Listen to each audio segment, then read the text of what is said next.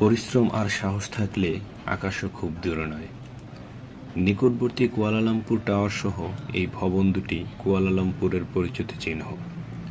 মালয়েশিয়ার mobile company Maxxis ও তেল company পেট্রোনাসের যৌথ উদ্যোগে নির্মিত হয়েছে এই টাওয়ারটি।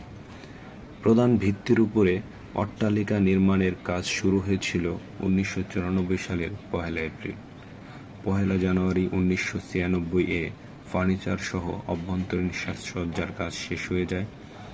31 আগস্ট 1999 সালে ভবনটি আনুষ্ঠানিকভাবে উদ্বোধন করেন মালয়েশিয়ার প্রধানমন্ত্রী তুন ডক্টর মাহাথির বিন মোহাম্মদ।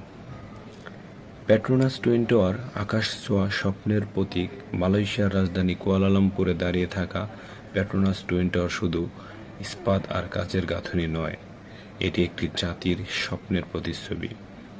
1998 সালে উদ্বোধনের পর থেকে এই যমজ টাওয়ার বিশ্বের নজর কেড়েছে তার মহিমা, নকশা ও প্রতীকী সৌন্দর্যে।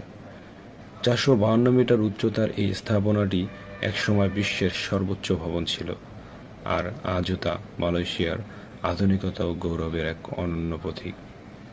টাওয়ারটির নকশা তৈরি করেছেন আর্জেন্টাইন স্থপতি সিজার ফেলি, যিনি ইসলামিক জ্যামিতিক নকশা থেকে অনুপ্রাণিত হয়ে টাওয়ারটির ভিত্তি তৈরি করে 8 কোণা তারার আকৃতিতে, যা ঐক্য, ভারসাম্য ও বিশ্বাসের প্রতীক।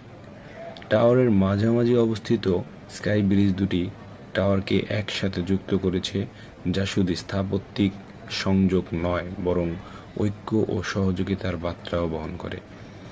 দিনের আলোয় পেট্রোনাস টাওয়ার যেন আকাশে দাঁড়ানো রূপালী মুকুট, আর রাতের আলোয় এটি হয়ে ওঠে স্বপ্নের শহর কুয়ালালামপুরের ঝলমলে হৃদয় স্পন্দন।